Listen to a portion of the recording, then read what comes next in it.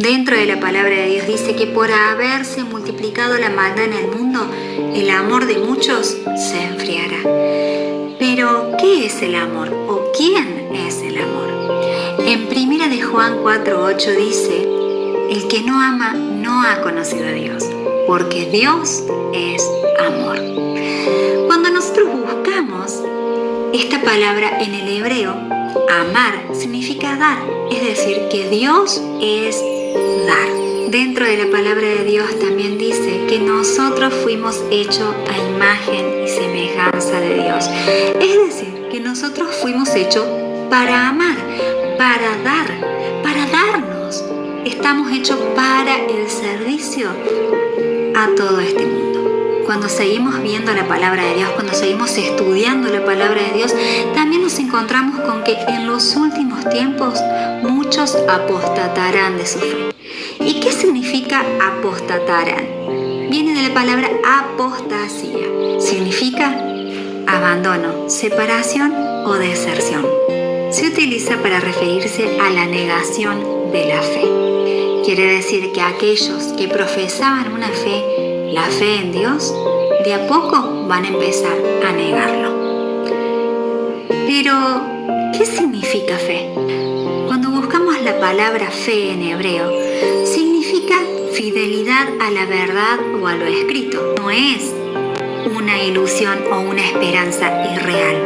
Es decir, que implica una confianza plena en Dios. Cuando vamos a la palabra de Dios en Romanos 10:17 dice: la fe viene por el oír, pero por el oír la palabra de Dios. Pero, ¿qué es la fe? Y ahí encontramos que la fe es la certeza de lo que se espera, la convicción de lo que no se ve. ¿Qué significa esto? Estamos seguros de que va a suceder, aunque todavía no lo veamos. Pero ¿cómo pasa esto? ¿Cómo podemos estar seguros de que Dios lo va a hacer? Esto es porque Él lo deja escrito en su Antiguo y en su Nuevo Testamento, donde más de 10.000 promesas tenemos para nosotros, para los que son hijos de Dios. No estamos siguiendo algo ciegas, no tenemos fe y estamos creyendo en algo irreal o un sueño, una falsa esperanza, sino que estamos creyendo porque conocemos su palabra, porque conocemos a la persona que nos dijo que lo va a hacer. De hecho, lo dejó asentado en sus testamentos. Entonces, ¿qué sería apostasía? Apostasía sería negar lo que Dios dice en su palabra, en su testamento. Sería entregar las informaciones erradas a los hijos herederos para que se pierdan la herencia. Dios, como todo padre, nos deja su testamento, nos deja su herencia. Pero como antes nosotros lo habíamos negado, no teníamos parte en esa herencia. Y ahora, ¿cómo hacemos nosotros para recibir toda su herencia? Sencillo, por medio de Jesús. Él dijo en Juan 14:6: yo soy el camino, yo soy la verdad y yo soy la vida. Nadie viene al Padre sino por mí. Humanamente nadie podía ser heredero, ya que no habitaba el amor en nosotros, ya que no habitaba ese espíritu de amor en nosotros. Pero por la misericordia de Dios, por el amor de Dios, Dios Padre se humilló hasta lo sumo, se hizo hombre bajo esta tierra, fue esa cruz, y aquel que lo reciba, recibe su Espíritu Santo. Romanos 10:9 dice que si confiesas con tu boca que Jesús es el Señor y crees en tu corazón que Dios lo levantó de entre los muertos, serás salvo, porque con el corazón se cree para ser justificado, pero con la boca se confiesa para ser salvo. En Juan 3:16 dice: porque de tal manera amó Dios al mundo que dio a su Hijo unigénito, para que todo aquel que cree en Él no se pierda, mas tenga vida eterna. De esta manera, cuando recibimos a Jesús, recibimos la paga de Él por nosotros. Aceptamos que Él pague nuestra deuda. Él toma nuestro lugar en esa cruz y nosotros tomamos su lugar como herederos. Hacemos un intercambio de lugares. Entonces, ¿qué sucede cuando aceptamos a Jesús? Sencillo. Él nos entrega su Espíritu Santo para que podamos tener de nuevo una común unión con el Padre, para que Él nos guíe por todo este sendero de la vida y nos hace hijos adoptivos de Dios por medio de Jesús.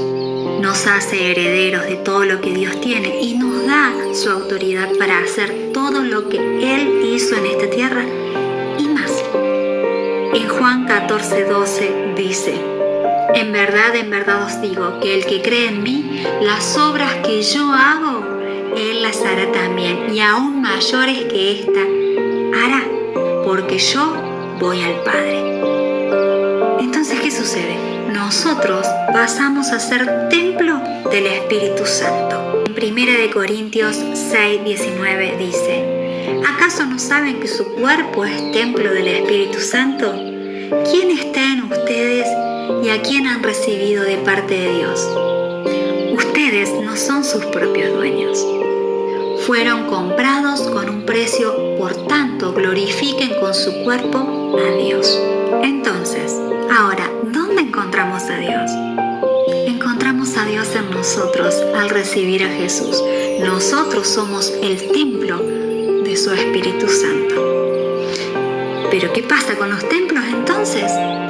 En Mateo 27:51 dice: y he aquí, el velo del templo se rasgó en dos, de arriba a abajo, y la tierra tembló y las rocas se partieron.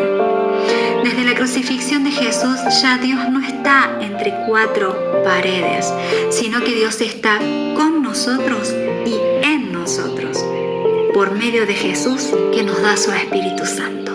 Y entonces, ¿por qué dice que no dejemos de congregarnos como algunos tienen por costumbre? Dice en Hebreos 10:25. Esto significa que no debemos dejar de reunirnos entre nosotros para nuestra edificación como hermanos y como un cuerpo en el mismo espíritu. Cuando habla de que el velo se rasgó, habla de que ahora podemos ver cara a cara a Dios, como una esposa a su esposo.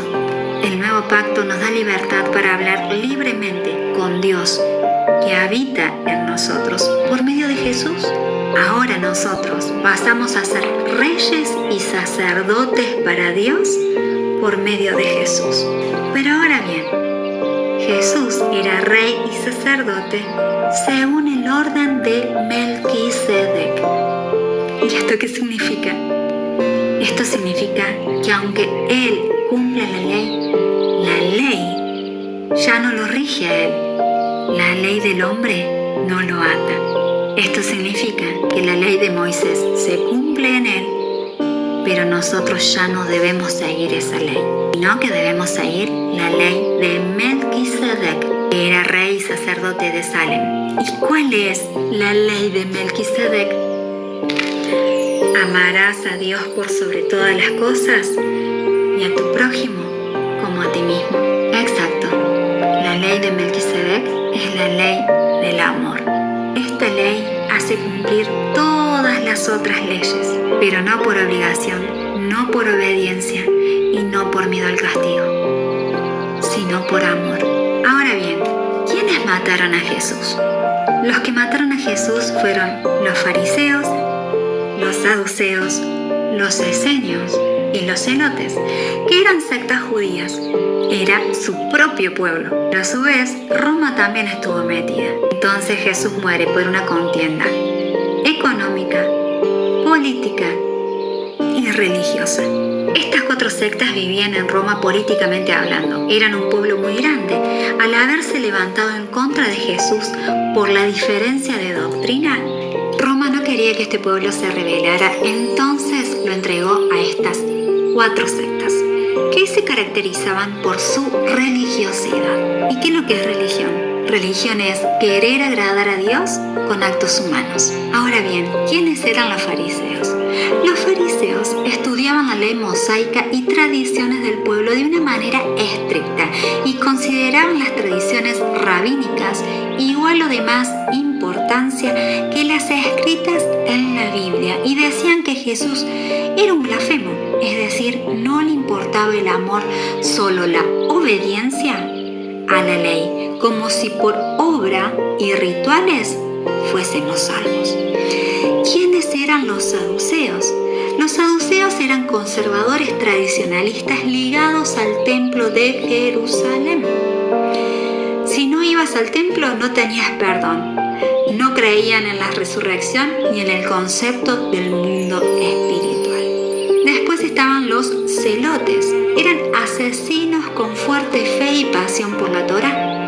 Era un grupo religioso político que creía que su Mesías vendría a sacar a Roma y liberar a los judíos.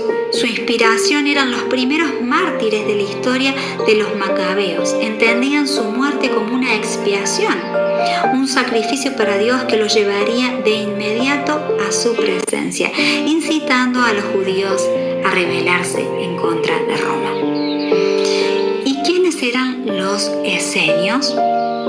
Se dedicaban a la práctica y ejercicio de la perfección espiritual y llevaban una vida modesta y sobria, vida caracterizada por la abstinencia a los placeres mundanos a través de la autodisciplina, la pobreza autoimpuesta. Practicaban purezas rituales, baños rituales, observaban estrictamente la Torá, se distinguían por la pureza ritual y su desprecio por el culto en el templo. Es más, Juan el Bautista podía llegar a proceder de esta secta. ¿Y qué sucede con Jesús? Esto es hablando religiosamente. Pero económicamente lo mataron cuando Judas lo vende por esas monedas. Roma a su vez lo entrega porque si se rebelaban los judíos, que eran mucha más cantidad en ese pueblo, esto podía perjudicar económicamente también a Roma. Entonces, ¿cuándo ejercemos apostasía? Cuando negamos a Jesús, cuando negamos la fe, cuando negamos ese amor. ¿Cuándo ejercemos apostasía? Cuando juzgamos, cuando hablamos mal de otros, cuando odiamos, cuando enseñamos la ley sin amor, cuando nos creemos superiores, cuando ponemos etiquetas, cuando nos olvidamos de su ley y sus mandamientos, cuando decimos, pensamos o hablamos algo que no está en su amor. Y de esa manera no solamente negamos, sino que deshonramos a Dios. Oseas 6:6 dice: ustedes me traen ofrendas, pero eso no es lo que quiero. Lo que quiero es que me amen y me reconozcan como su Dios. No se trata de congregarse, no se trata de diezmar, no se trata de servicio. De hecho, ni siquiera se trata de obediencia, se trata de amar. Si llenas tu corazón de amor, llenas tu corazón de Dios. Si llenas tu corazón de Dios, no hay nada que pueda contra eso. Primera de Juan 4:7. Amados, amémonos unos a otros, porque el amor es de Dios. Todo aquel que ama es nacido de Dios y conoce a Dios. El que no ama no ha conocido a Dios, porque Dios es amor.